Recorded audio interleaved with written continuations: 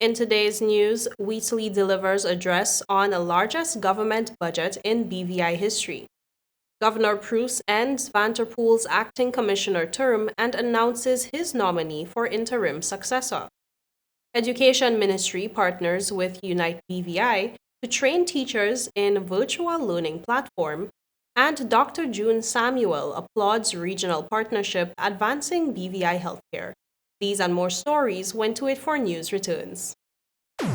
We mash the gas, them bite the dust. We set the speed while they gathering rust. Inside we heart BVI come first. So please don't be fooled cause they not like us. Once we mash the gas, them bite the dust. Cause we always fast and we always fuss. If you want real speed, you know who to trust. Somebody better tell them they're not like who? They're not like us.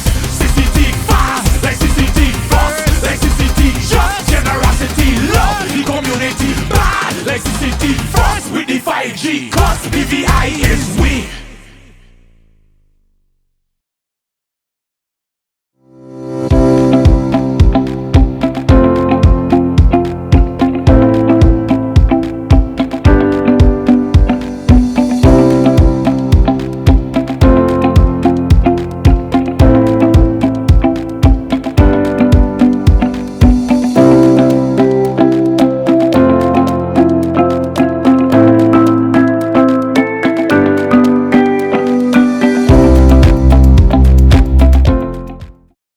Welcome, viewers, to the Thursday, November 6th edition of 284 News.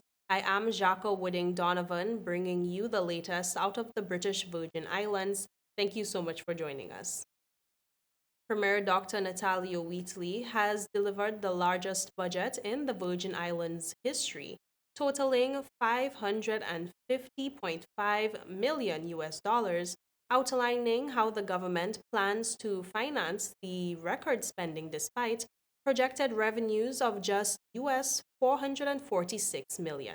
The government anticipates fulfilling its commitments to the public with a proposed budget totaling $550,590,051.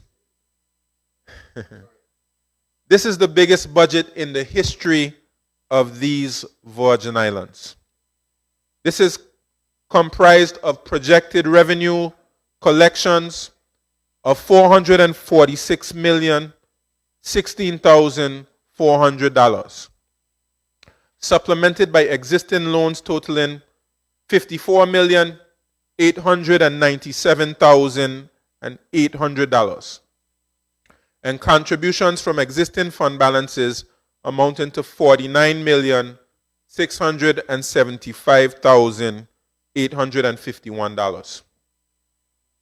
In summary, Mr. Speaker, the budget supports an estimated recurrent expenditure of $442,262,500. Additional allocations include debt servicing through principal repayments of $20,811,000 and capital expenditure totaling $79,969,600. The capital expenditure program will be financed by $46,997,800, sourced from existing CIBC and CDB RRL loans. $12 million. The capital expenditure program will be financed by $46,997,800, sourced from existing CIBC and CDB RRL loans.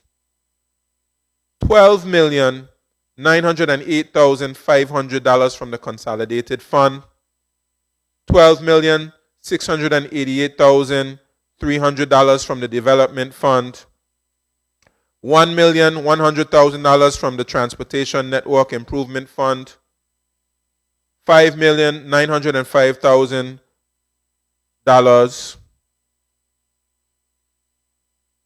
and $377 from the Miscellaneous Purpose Fund.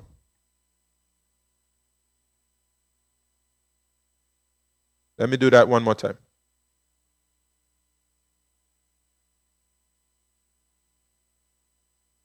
$12,908,500 from the consolidated fund. $12,688,300 from the development fund. $1,100,000 from the transportation network improvement fund, and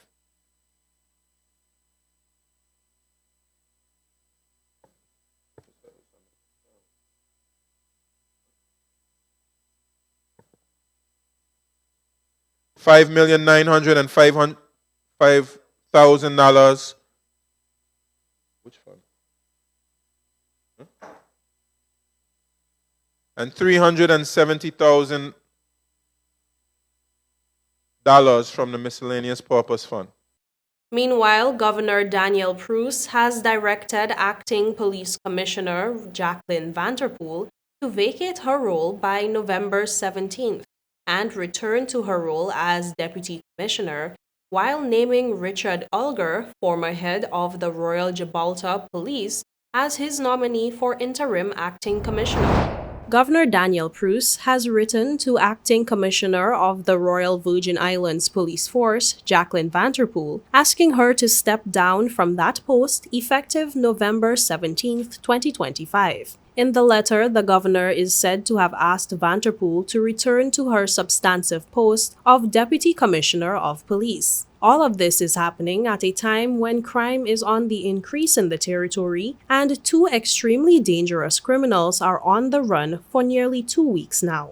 It is our understanding that the Police Service Commission recommended to the governor that Vanterpool be made Commissioner of Police. However, the ultimate decision rests in the governor's hands. Governor PRUCE was pressed on the issue during a press conference last week. A few months ago, Governor PRUCE commended Vanterpool for the good job she was doing as acting commissioner, but stopped short at this week's press conference in acknowledging her achievements and whether he would push for her to be confirmed in the post.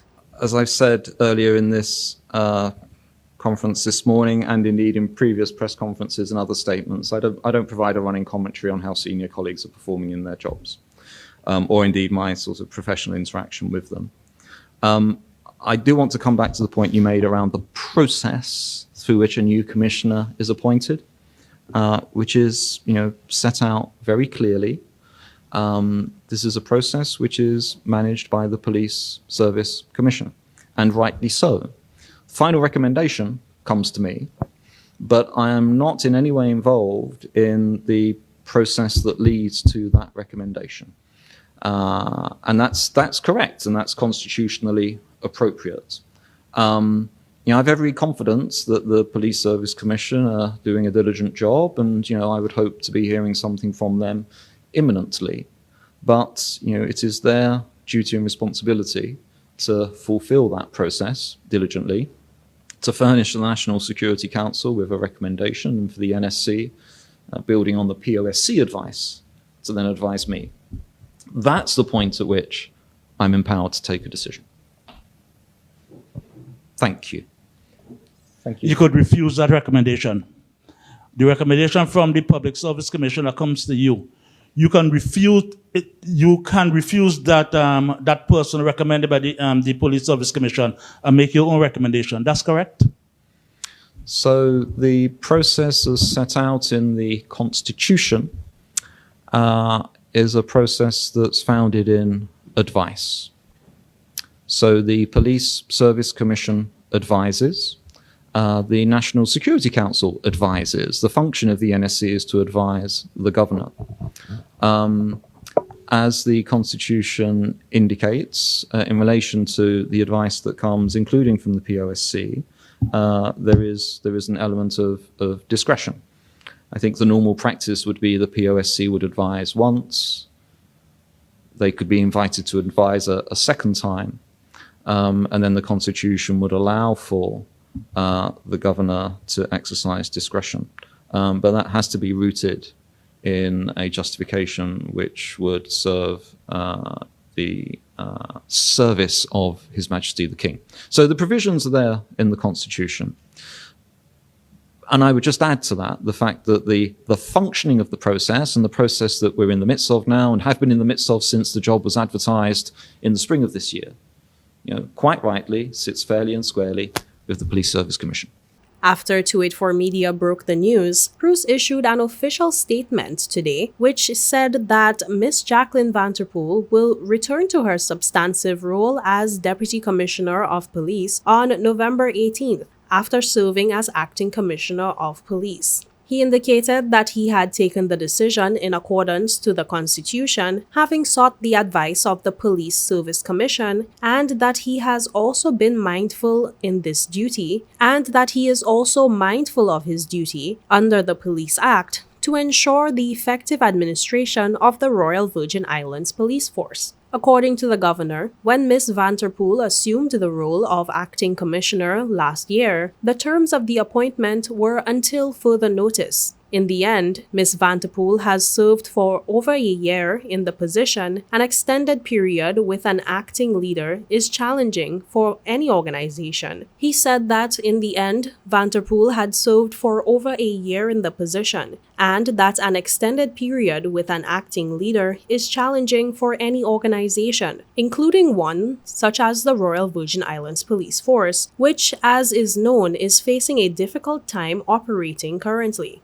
The governor thanked Vanterpool for her service as acting commissioner over the past 12 months in a demanding and often pressured role. The governor noted that additionally, this morning, he recommended to the Police Service Commission a nominee for the role of interim acting commissioner, starting on November 18th. For a limited period until the permanent commissioner can be appointed. Governor PRUCE said he is seeking the advice of the Police Service Commission in accordance with the Constitution and that the usual processes will be followed, including involving the National Security Council. According to him, without preempting those processes, he judges it as his duty in the interest of transparency and given the legitimate interests of the public to share that the nominee is Richard Olger, former commissioner of the Royal Gibraltar Police Force, a position he held for 5 years. The governor stated that he has also worked more recently as acting commissioner of police in the Falklands and St. Helena. He has extensive senior policing experience in the context of the UK's overseas territories. Governor PRUCE indicated that he is mindful of the resourcing pressures on the police force, so he has agreed with the Foreign, Commonwealth and Development Office that an interim acting commissioner, whoever is appointed in that role, will be funded by the United Kingdom.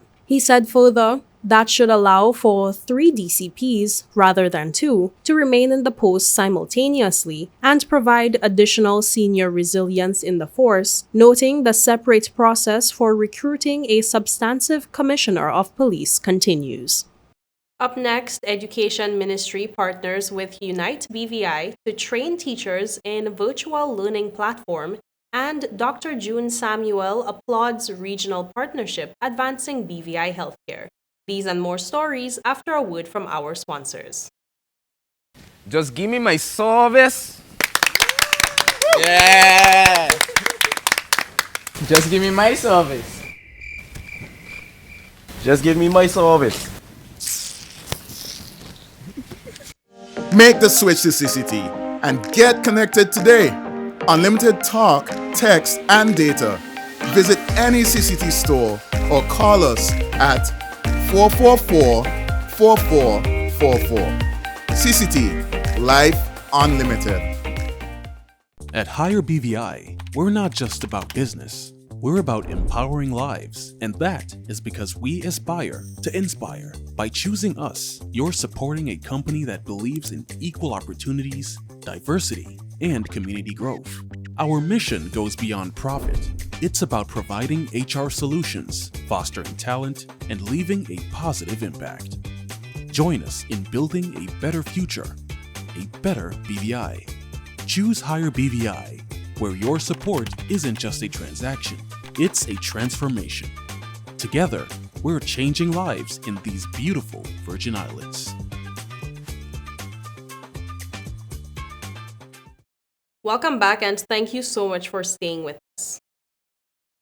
The Ministry of Education, Youth Affairs and Sports has teamed up with Unite BVI to introduce Class VR technology to Virgin Islands classrooms. More in this report. Chief Education Officer Olandet Crabbe has announced a new partnership between the Ministry of Education, Youth Affairs and Sports and Unite BVI to introduce Class VR technology in local schools. The initiative will begin with training for grade 5 and 6 teachers as part of Innovation Week activities, highlighting the role of technology in education. Class VR is a virtual reality device that allows students to travel the world while sitting in our classrooms. So our teachers are currently in space. Through the platform, they would have gone into space, looked at all the planets, visited Mars, and those are the kinds of experiences that this platform or this program will give our grade 5 and 6 students. It is currently being it will be piloted in 8 public schools and 2 private schools starting in January of 2026. Today's training is the first training. Training will continue virtually after today, but we're looking forward to seeing the impact of the platform in our classrooms. The program, set to launch next year, making the Virgin Islands the first Caribbean country to adopt the Class VR platform, which is already used in 92 countries worldwide. Crabbe said the technology will allow students to explore beyond the classroom and enhance learning across all primary subjects. As part of the pilot, we have selected 8 public schools and 2 private schools. Schools from every island in the territory are represented here, and we just selected schools that we thought would really benefit from having such an immersive platform as part of the teaching and learning repertoire. And so we are very pleased. The teachers are excited. You know, they've been oohing and eyeing all morning, and I know they're eager to see how this is going to transform their classrooms. Our hope in the ministry is that this pilot really takes off and that we see increased engagement over time so that we can extend the pilot to the rest of our schools. Vice President of International Business Development at Avantis Education, Yaki Falik, creators of Class VR, also shared that virtual reality helps students engage more deeply and better understand concepts through immersive experiences. We see huge benefits to students, we see higher knowledge retention, we see much more engagement from the students. In today's world, students are expecting to have technology just like they experience outside. And when you bring that to the classroom, they feel they're excited about it and they are much more open to the learning. The difference between virtual reality and augmented reality. So virtual reality is a whole world animated around you. Augmented reality means that we add a virtual feature on top of what you actually see. The result is that the kid can see within his own environment various virtual elements. So they can hold a human heart in their hand. They can hold an artifact, an animal, pretty much anything that can be created digitally can be brought into the world today. Another excitement addition that we added is AI. So just like ChatGPT, you will go and put a prompt, the kids can go and put a prompt and create a virtual world in AI based on his specification. The program reflects the ministry's ongoing commitment to innovation and preparing students for a technology-driven future. Meanwhile, Acting Chief Executive Officer of the BVI Health Services Authority, Dr. June Samuel, has praised the $250,000 grant from the OECS Commission and Direct Relief, calling it a major boost toward a more resilient and sustainable healthcare system in the Virgin Islands. Acting Chief Executive of the BVI Health Services Authority, BVI-HSA, Dr. June Samuel, has hailed a recent donation by the Organization of Eastern Caribbean States Commission towards the further development of healthcare services in the territory. Last week, the Ministry of Health and Social Development received a $250,000 grant provided by Direct Relief through the OECS Commission to support key health infrastructure investments such as an oxygen concentration system, 3 standby generators for clinics in Jos van Dijk, Anegada, and Long Look, and a pharmacy refrigerator for the Long Look Clinic. Dr. Samuel said that resilience and sustainability are keywords in healthcare and its delivery. Therefore, this grant allows the departments to lessen their dependence on external sources. The acting CEO emphasized that collaboration and partnerships are key strategic approaches in achieving these goals, and it is no different here at the BVI HSA as it continues its work in delivering on the mandate of delivery of health services to all the residents of the territory. So we are pleased and honored to be the recipients of these donations today. Each donation contributes to the BVI HSA's strategic goals of having smarter care delivery and also towards our strategic goal of financial sustainability. You heard the minister speak to that. Direct Relief has been one of BVI HSA's partners for many years, as Louis has noted, as we annually receive their disaster packs, and they've been present with us since 2019. The generators and the support of the cold chain at the clinics will help in our delivery of primary health care and preparedness for any disasters. We are especially pleased about the OxyMax generation system, which we've advocated since our COVID experience. Those of us who were here during that experience know the challenges we had and at times concerns about the reliability of our oxygen supplies. So having that, of course, speaks to ensuring that we have sustainability and decreased dependence on external vendors. The contractor, so I want to thank Direct Relief, our partners at the OECS Commission who are here today, and of course the Ministry of Health and the Government of the Virgin Islands who continue to invest in the health services. Up next, mold cleanup at the Ralph T. O'Neill Complex earns positive review from U.S. consultant, and Virgin Islander delivers powerful address on education and learning before UK youth leaders. These and more stories when To It for News returns. Rashford made it. Manchester United have come from behind to lead. At home or on the go, watch CCT Live.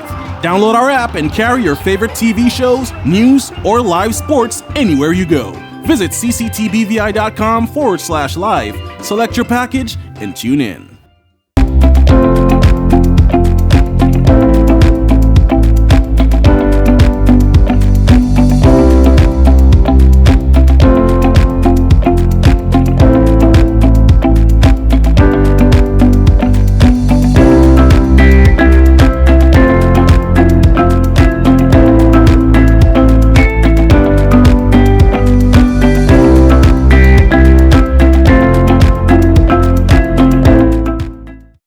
Welcome back and thank you so much for staying with us. We continue with news that an industrial hygiene expert has given a positive assessment of mold remediation work at the Ralph T. O'Neill Central Administration Complex. More in this report. President and CEO of Industrial Hygiene Consulting Corp., Slade Smith, has completed his visit to the Virgin Islands after assessing the quality of mold remediation and control at the Ralph T. O'Neill Central Administration Complex. He did an initial assessment of the basement level and the above grade levels within the building. Our primary focus was in the basement, where that area had flooded and sustained significant amounts of water damage and subsequently damaged a lot of the contents like files and books and paperwork, as well as a lot of the building materials, flooring, walls, ceilings. So we were tasked with writing a protocol for doing the restoration or remediation for the building. My visit on this trip was to perform the quality assurance inspection and environmental testing, which we used air quality testing to verify that the work had been properly completed and met with all of our industry standards and acceptance. According to Smith, some of the materials are restorable, while some will have to be disposed of. My inspection of the actual interior of the basement indicated or revealed that all of the damaged building materials, including the wall materials, the ceilings, and flooring that were water damaged or had significant mold growth contamination to them, have been removed, and there's no visible signs of any residual microbial growth. The environment is clean and is beginning to dry out nicely.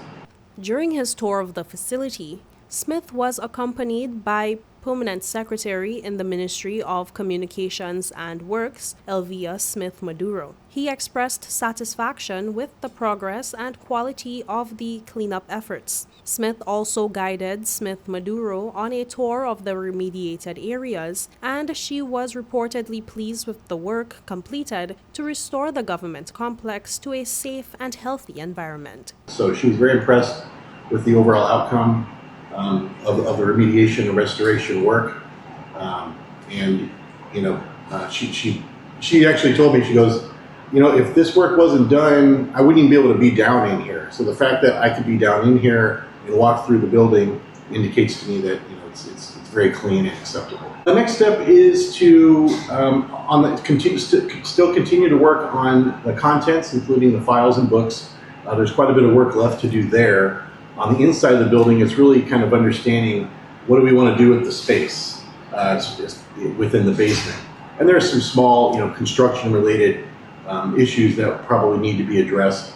Some drainage issues on the outside of the building to keep the basement from, having additional water intrusion and subsequent damages there to the already cleaned and pristine location. So. He concluded by noting that some mechanical and plumbing issues might be present. Meanwhile, Virgin Islander Dakari Wheatley Adams recently represented the territory on the global stage, delivering a speech on education and learning during the 2025 UK Youth Parliament session. I now call the youth representative from the British Virgin Islands.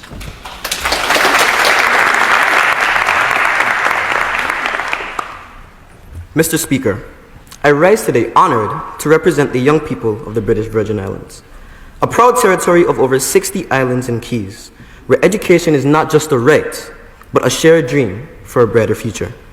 In the Virgin Islands, we know that education is the key to opportunity.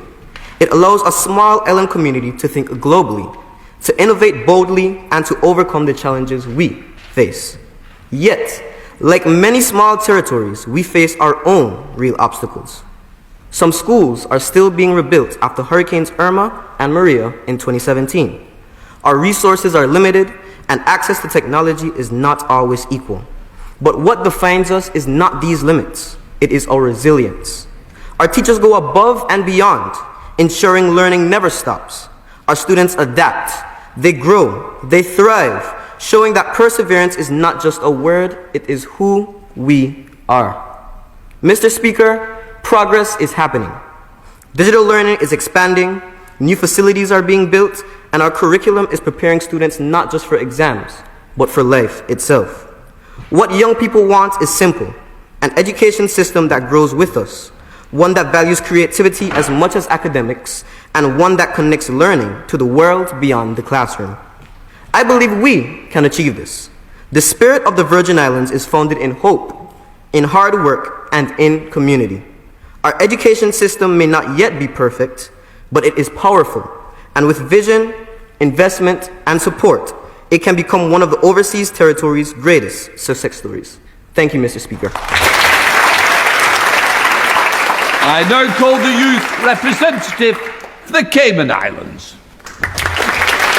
In weather, forecasts indicate partly cloudy to cloudy conditions with a heightened chance of showers over the next 24 hours. By tonight into tomorrow, an approaching weak trough will bring increased moisture and instability, further raising the likelihood of shower activity across the territory. Tonight, skies will be partly cloudy to cloudy with a 60% or moderate chance of brief passing showers overnight. Winds will blow from the east-southeast at 7 to 16 miles per hour, occasionally becoming lighter. Seas will range from 4 to 6 feet, and small craft operators should exercise caution. Sunrise tomorrow will be at 6:20 a.m. And that's it for today's news roundup. Be sure to follow us for updates at 284media.com. Like us on Facebook at 284media and 284BVI on Instagram and X, formerly Twitter. I am Jaco Wooding Donovan, and I will see you again tomorrow, so have yourself a safe and enjoyable evening. Goodbye.